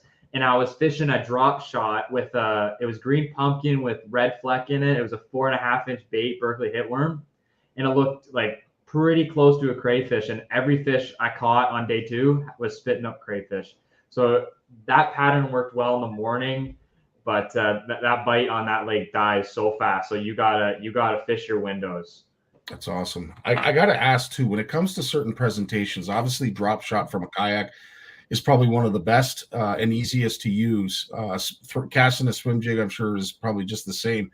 When it comes to using a jerk bait, how hard is that to use on a kayak? It's I played around with it in practice, and I threw it for one day and cut it off the next day. It's not that easy because you need to stand up to fish it properly to get it down, to get your rod tip down. Because so Dad doesn't stand up in his kayak. So if he were to fish it, it'd be like all over, like probably almost shooting out of the water. So it's a really tricky bait to throw. Like I'll experiment it more next year, throwing it over some flats on Lake Erie, but it's not that fun to use, but I bet it could be pretty killer. Yeah, we were talking about this today about just how when you're in a kayak, all your angles are different. So what I've learned in a kayak is the last 2 summers is how I fish a bait is very different than how I fish it in a boat. So like I've actually struggled to catch fish more on a jig now, which is probably my go-to presentation for years, but I'm reteaching myself how to use some of these lures in a kayak, and it's been fun, to be honest, but it is different, right, guys? Yeah, absolutely. Now, in this elite group that you fish competitively in, do you see a lot of forward-facing sonar with a lot of your competitors? I probably like under 50%, but like use forward-facing sonar. I think at the ramp we saw a couple boats with forward-facing sonar, so. It's definitely a player in the tournament. It is, yeah, especially on that deeper bite and those deeper largemouth. It helps a lot. So, like it was tricky staying on top of people, but yeah. And this was a 2-day event. 2-day event, yeah. This was me and Owen. Actually, I fished a couple high school 2-day events, but this was mine and Owen's first kayak 2-day event, minus the monthlies. Well, how many kilometers did you guys do over the 5 days, would you say? Like so full on pedaling around Stony, because these aren't most of the competitors, I'd say most, but over half have motorized kayaks now, Scotty. So that's what you'd see, but like we're all pedal drive or paddle. So how many kilometers do you guys average? I'd say 10 to 15 a day, easy. It's like pushing 100, I think, for that whole week. So you're looking anywhere from 50 to 75 kilometers probably for each of us over that 5-day period in a kayak. It is, Alicia. It's a lot of work, and for Sonia, who she lives and dies in her kayak, and for these two that we're talking to, including Jay, I will say you have certainly spawned the interest of many of us folk who don't own one.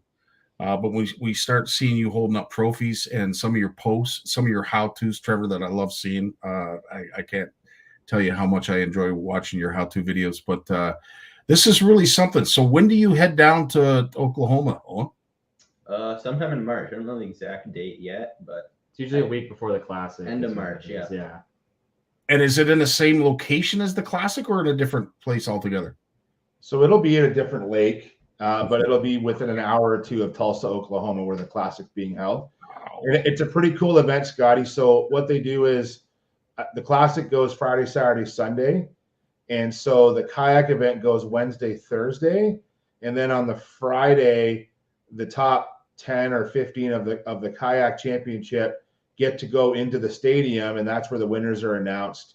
And so you're as a kayak angler, Owen will basically be part of that sort of week-long Bassmaster Classic event. It won't be on the same lake as the Classic. It'll be on a different lake, but it hasn't been announced yet. And they won't do it. John just chimed in. March 20th and 21st is the kayak event. But it'll be probably not right near Tulsa, probably an hour or two away. It might even be in a neighboring state. There's rumor it might be in Arkansas, which is, only a couple hours away. So I think they wait to announce these so that people don't start going now to sort of get an advantage over us. So, yeah. That's so cool. Oh, and I got to ask, did you envision this? Like, did you wake up one morning and go, yeah, man, I'm going to do this? I always dreamed of it. Like I knew it was possible, but I never thought I'd actually pull it off. Like I remember talking to Trevor about it on the way to the Toronto Fishing and Boat Show, and we decided we were going to fish the event, and we were talking about how cool it'd be to qualify, and now we're here, and I can't believe it. First year. Yeah. First year eligible. It's surreal. So inspiring as all get out for all of our next gen anglers. It doesn't matter whether you're seasoned or not seasoned. Maybe you've never been in a kayak before. Maybe you love the competitive side of fishing. This is a means of you not having to dell out a lot of money to be competitive and to explore fishing in this kind of scenario, which really in the past has been unheard of. But now that the kayaking is really taken off, folks like myself, Sonia, Jeremy's, that don't have a lot of excess money lying around can go out and purchase a reasonable kayak and be a competitor. And it's nice to know that forward facing sonar hasn't taken off in your area of this industry as it has in the others. But I would imagine it's coming. Is there one thing that you would love to see or have seen so far when it comes to kayak fishing that has really improved your game? Or is there something that you would love to see changed that would improve your ability to catch fish out of a kayak? It's pretty good how it is for me personally. Like it's like being in a kayak is my dad driving home had a really good example. Was like hunting. There's bow hunters and then there's gun hunters, right? Yep. The kayaker is the bow hunter. We have to be more stealthy. We can get closer up with the animal, and like we have to be more precise. As in a boat, you're a lot more pinpoint. You can move around faster.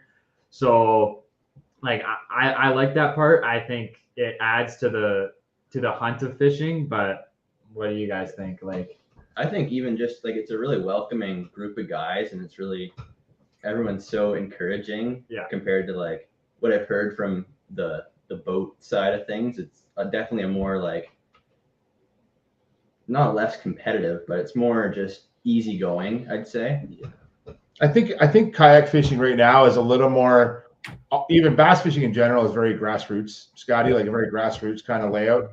But I think kayak fishing, just because of where it is in its development, it's really at that grassroots level more than a lot of other, sort of venues of the fishing world. Yeah, John, good point. No egos. No. Like no egos at all. And I think that, it is competitive. Like, again, these anglers are the best in Ontario. And these two know that because they've been studying results from previous events, and they're learning some of the names, and they knew who they were up against, and they know how formidable some of these anglers are, and consistent, I guess is the word that these anglers are. And they were ready for that. But that's one big thing. Even though they are such consistent and good anglers, they're very welcoming. And I think these two are just looking forward to more events in the future to get to know some of these other kayak anglers that not only have they competed against both this past weekend, and they've done a lot of online tournaments with UW, but getting to know some of them in the future. And you're right, Jay. You talk about consistency. Like, again, for someone who's not a bass tournament angler, or not even someone that targets bass solely, I'm amazed, absolutely amazed at the consistent catch that we saw come out of New York and the Bassmaster Elite. Like, you talk about consistency. Holy crap, man. To take home a century belt, now that I understand what it is, to accomplish that, to be able to go out every day and catch an average of 5-pound bass, and to me, that's just remarkable. Absolutely remarkable. Yeah. Jay, I ask this question all the time of Jim when, the Cooper Gallants of the world succeed, when Gussie won down in Tennessee. I'll tell you, he's still smiling from that. I have to ask you, being a huge part of mentoring both Owen and Trevor, how proud are you right now? Oh, dude, like it hasn't sunk in yet. Every time I look at Heather and I talk about Oklahoma, she starts crying. She's laughing in the next room because she knows it's like I could sense it. And I think that, I've been very lucky, and just like Jim's had in his life, he's had accolades that mean so much. And I've been very lucky to go, and I've been on Team Ontario twice. I know what it means. I know how some people may never get that opportunity because it's not that they don't try. They try for 30 years, and then just so happy for Owen in his first attempt at 16 years old to basically make Team Ontario. and to make that journey. And I've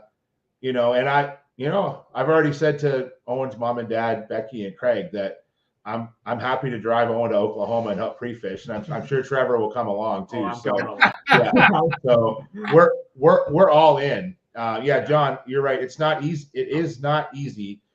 And I've been on the team. I've also bombed in those events. When you put all that effort in, it's hard. And so to see these two succeed, and this event was tough too, Scotty, just because. So I'm usually their chaperone. Usually we're within, eyesight of each other or earshot of each other. And in this event, it's hard to do that. One, because Stony is just all these islands and cuts. And basically there would be periods of time where I'd be checking the leaderboard to see if they're putting fish up on the board. And now Trevor is a minor in the world of kayak fishing, being 15. Owen is not, but Owen's mom wants to know where Owen is. Okay. So this is part of what goes on. So I'm out there, and as much as I'm fishing, it's like, where are those two? Right? Like, it's kind of, but if they keep weighing in fish, we know it's good. So for me, I get back to my point. I'm super proud of them, but boy, they frustrate me sometimes too, because I don't know where the heck they are. And then I got moms calling me about, where's my son? Right. So that goes for both Heather and for Becky, for both of you guys. But I think it just, for me, I've just really enjoyed watching them become, and I don't say they don't. I talk a lot about fishing. I know they absorb bits and pieces of it, but they also become great anglers on their own. Amen. They develop their own techniques and they develop their own methods. And I love seeing them sort of get beyond me and just go out and figure things out for themselves. And that's what I think this whole weekend was really cool, is they weren't fishing in my shadow at all. Like, they never saw me all day, both days. Yeah. Like, except for in the morning at blast off, which is very cool. Oh, Sonia, yeah, good point. I got Trevor's tracker, but I don't have a tracker for Owen yet. But we'll figure that out before we go to Oklahoma. I'll work with Becky to get so I can track both of them on my phone. That's awesome. Jay, thanks for that. And Trevor, I have to ask you this too. One thing, and your dad will come on here from time to time and say, you'll get down when you don't catch fish, or you can be also competitive. One thing I wanted, and it was a huge takeaway from the video that you shared, and most of the videos, if not all of the videos you shared, dude, you are a great supporter of people who catch fish. And I don't say that lightly, because there are a lot of people in this industry that it's all about me. I want to show the biggest fish. I want to hold up that giant trophy. Dude, what you do with your sister Steph, what you do to support Owen and a lot of anglers, and I'm sure there's a bunch of them that are watching here. Don't sell yourself short, and certainly don't think that it is meaningless what you're doing. Those like myself, your dad, and anybody else in this industry truly appreciate the support that you've given Owen and everybody in all of your videos and all that you do, dude. So a special congratulations to you as well. Thank you, Scotty. And like, I was just gonna share a couple posts like right after this too. I had a bunch of buddies. I missed out on the high school event that was also this weekend. For the junior anglers, I got a bunch of buddies in Niagara that competed in that, and they had a great event. They struggled, but that's how it goes. Those 4th of the Lake, Scott, if they're so tough in late August and September. So yeah, I love seeing others get out. Like, I'm starting to get my buddies into fishing. Like, they're asking me to go out now, and I just want to share it. Like, and again, me and Owen, we're going steelhead in this week. So yeah, we're already planning our next trip. I love going out with other young anglers and showing them the ropes like this guy did. Well, and Scotty, while I saw a couple comments from the Long Point Bay Anglers Association, so I know John's here tonight. These two are getting their volunteer hours working for John on the live release boat. So not only are they great anglers and good young men, they're also helping out keeping our bass fishery healthy here in Long Point, so that they'll be out there in a couple of weeks helping John to get some community service hours. But I know it's not about the hours. They love just being involved and helping out with all the fish stuff, right? So kudos to these two for being just good supporters of the industry right here. 100%. And on that note, Owen, I certainly not last and certainly not least, I have to ask you because listen, this doesn't happen without a combined team effort, and I'm sure there's a ton of people that you'd like to thank for this. Yeah, like my parents for driving up the whole weekend, like that's crazy.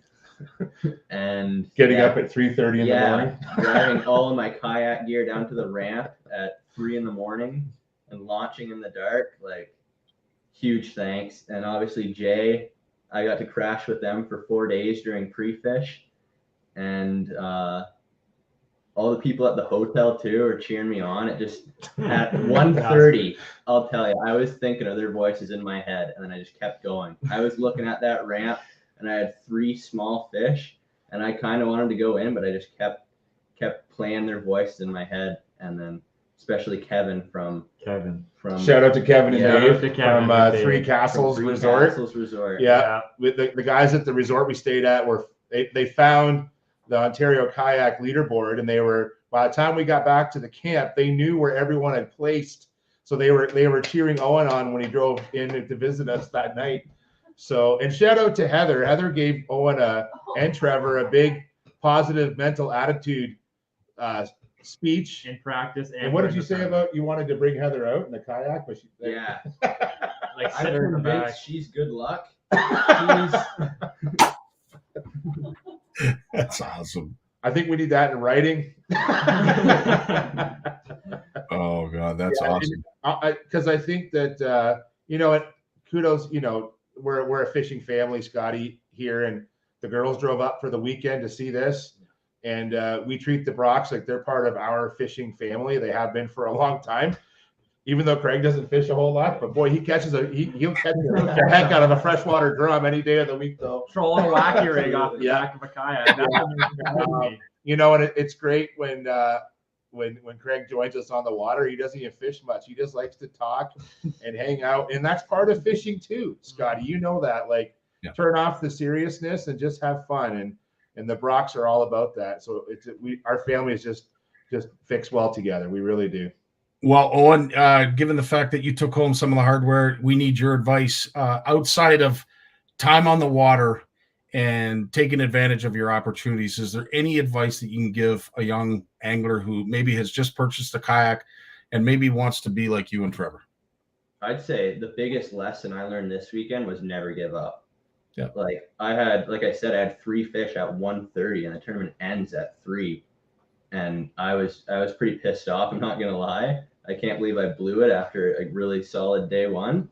But I kept going, and I caught an 18-incher at right around 2, and then a few decent ones to back it up. Then it got me the hardware right here. So amen, brother. That's definitely the biggest lesson I learned this weekend. That's awesome. Well, I mean, we could sit here all night and talk about what you threw. Is there a certain swim bait that you could not do without that you'd like to pay homage to? Yeah. So this year, I'm experimenting with trailers. I always love like a dirty jig, swim jig. They're California swim jig. I don't know if you know that. Yeah. But this year, I've been trying the X Zone Swammer as a trailer, and it is phenomenal. The amount of 4-pound fish I've caught this year on it's incredible. I'd go out like on Long Point for 2 hours after working all day and then catch a 4-pounder. It's like, I love it. And yeah, like that caught some good ones for me day one. And then day 2, I actually had to slow down and fish a 6-inch Senko on like just straight braid with a 4-aught flipping hook. And I was pitching in the lily pads, and that's what got me my 2 biggest bites of the day. Then a few solid ones. Caught 1 smallmouth on a drop shot all tournament, but those were the 2 baits. That's awesome. That really did. Now, with the swim, is it a steady retrieve? Are you dropping it? Are you raising it? Are you jigging it? What are you doing with it? Yeah, so I almost fish it like how I would like a hair jig on a shallow flat. Like I keep my rod tip up and then give it a little Alabama shake, and then just kind of like top of the water column almost, and then you'll even see them swirl on it. Cool. I had 2 muskie do that Saturday and Sunday, which is pretty cool.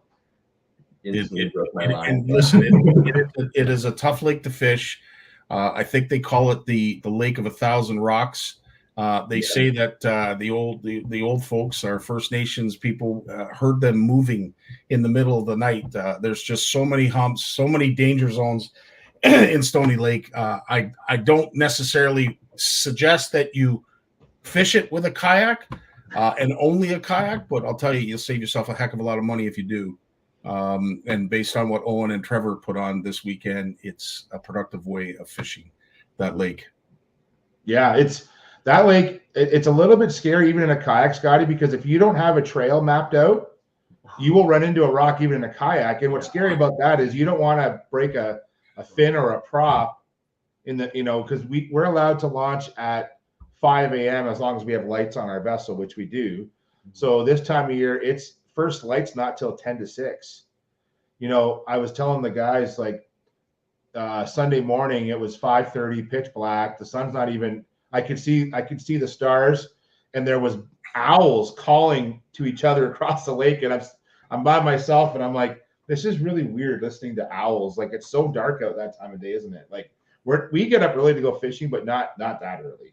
So that was new for us, navigating in the dark. Yeah. And I'm glad that we had pre-fished. Only one reason was we had our trails on our GPS units. We're all running Garmin GPS units, and we all have, you have an Echo Map too, right? Yeah. So they're all Echo Maps, one of the older units. But just being able to get around all those little, they're not even rocks, they're like chunks of Canadian shield that just sort of pop up. And I swear to God, they change location every day, man. It's like they move around out there. There's so many of them. It's incredible. It is. It's an old wives' tale that, as I said, our First Nations folks who lived on and the shores of that lake said they move in the middle of the night. They could hear them. It's wild. Listen, to the three of you, I'm honored to have the three on. Jay, as you know, every Monday it's a pleasure to have you, but to have these two bookends with you. Yeah. Owen, I can't congratulate better bookends than these two. 100%. And Owen, we look forward to seeing how you do in Oklahoma. We will be following you, I can assure you. And Trevor, to you, my friend, just keep on keeping on, dude. You are a breath of fresh air when it comes to this industry and our CFN community, and we truly appreciate all the work that you do behind the scenes, whether it's propping people up, giving support to someone that you may not know or maybe you do know, or just some of your how-to stuff, dude. Keep it up. We love seeing it. Thank you, Scotty. Yeah. Right on. Well, you guys, you have yourselves a great night, and thanks again for sharing some time with us tonight. Thanks for the opportunity, Scotty, and we'll see you next week, buddy. Right on. All the best, guys. You take care. Thank you. Well, I'll tell you, if you are like me, it is so rewarding to see a young angler succeed. And as I said, I think of it all the time with Jay and Jim McLaughlin when it comes to, some of their fellow colleagues succeeding in bass tournaments, succeeding in kayak tournaments, and to know that you've watched them blossom the whole way along and somehow had a hand in it. I can't imagine how that feels. So to Jay and Jim, you're lucky, and I envy you too, because that truly is something. This is our show. This is it's come to an end. It has been 2 hours. So thanks to all of you who showed up to support Owen and Trevor and pay some congratulations towards them. It is quite an accomplishment for anybody, whether it's in a kayak or in a boat, for a Canadian angler to show their stuff on the American stage in front of a multitude of anglers. I can't say enough about it. It's quite an accomplishment. I'm proud. I'm not even his father, and I'm proud, but I'm proud to have him a part of our community. So, Owen Brook, congratulations to you, and we look forward to seeing you in Oklahoma. Strut your stuff and wave the Canadian flag. And again, to all of you, thank you so much for coming here every Monday and devoting the kind of time that you do. We can't thank you enough. Steve Shaw, for what you do behind the scenes, bud. Thanks again. We're hoping that you've turned the corner. You're certainly dealing with it a lot better. As you said, you're living with the pain more so than anything now, but we look forward to that date that you finally get an operation and get that dealt with. I have nothing else to say other than, you know what, for all you CFN fish offers who have been waiting patiently for your prizes, they're coming. We're mailing them tomorrow. So on that note, have yourselves a great week. Love you all. Stay safe. Keep your lines wet. Keep them tight. and hopefully you can catch me a whale. Dave, I know your duties are over when it comes to the Bass Elite Master, but they have not come. They've just started here at CFN. So it's the end of our show. Take us away, Dave. All the best. Enjoy your week. Peace. Well, as much as I hate to admit it, I guess we've run out of time. So I've enjoyed it, but I'm going to do something I haven't done since season 1. Turn out the lights. The party's over. They say that all good things must end.